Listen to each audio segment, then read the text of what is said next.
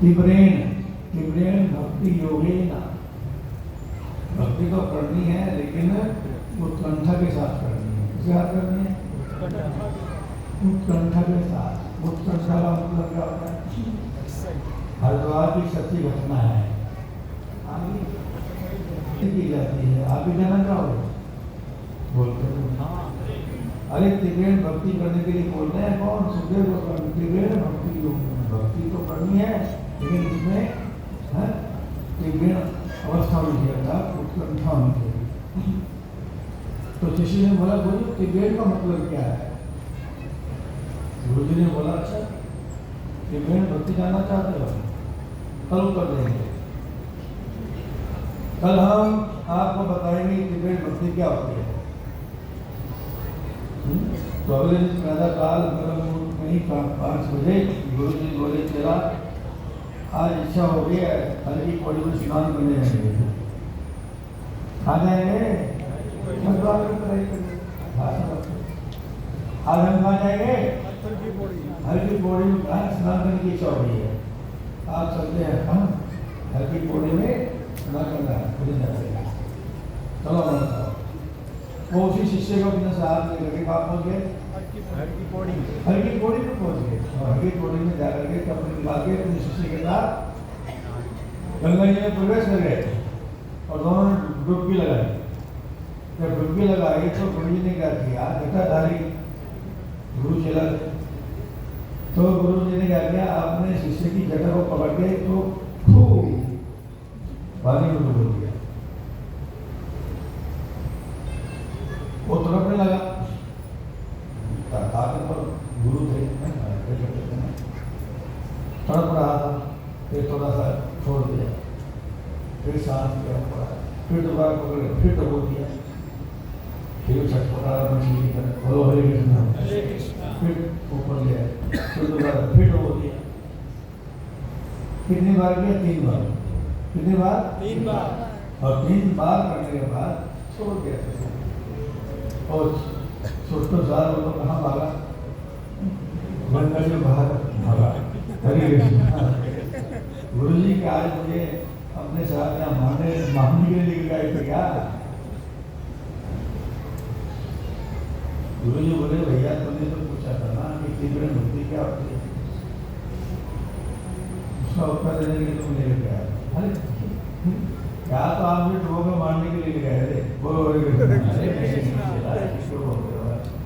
मैं तो मेरे प्रश्न का उत्तर देने के लिए आया। इसका मुझे डुबोने के पानी में डूबने से उसका क्या मतलब है? उसका मतलब है ना, तुम तो बता रहा हूँ ना। अरे बेटा की बात बता, जब मैंने तुम्हें पानी में डुबोया था तो उस समय तुम्हारी क्या कसर थी? गुरु जी बस ये था कि मेरे साथ मिल जाए। क्या मिल जाए? मैं बस श्वास के लिए तड़प रहा था। किसी तड़प रहा था? इसी तरह से मुझे क्या मिल जाए? श्वास मिल जाए।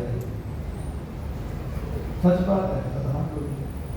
कहते जब तेरे जीवन में भगवान श्री कृष्ण को पाने की वही दशा पैदा हो जाए, व्यवस्था पैदा हो जाए, तब तुम्हें भक्ति प्राप्त हो जाए। भगवान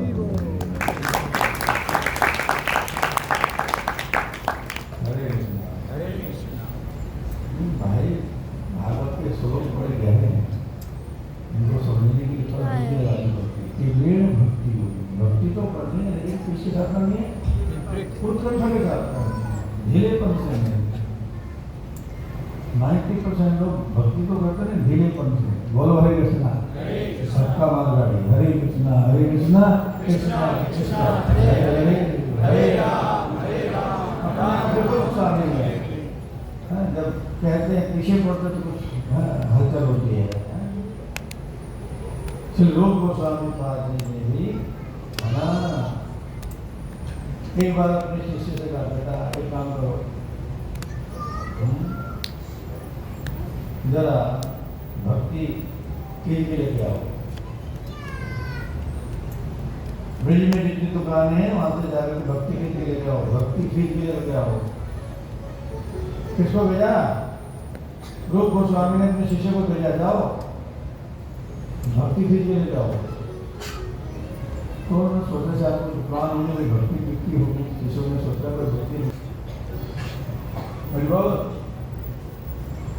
किसी भी दुकान पे भक्ति नहीं मिलती।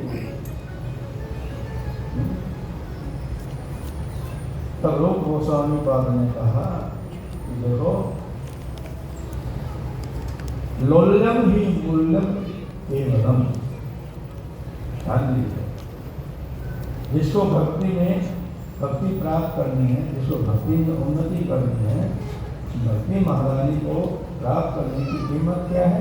तो गोस्वामी क्या बताते हैं? लोल्यम। लोल्यम का मतलब उत्कंठा, उत्कर्षण का मतलब तीव्र भक्ति हो गई हरि। और प्रभुपाद ने इसके लिए एक चोर का दृष्टांत दिया। किसका? एक पेशेवर चोर था, एक पेशेवर था चोर, उसका काम ही चोरी करना था।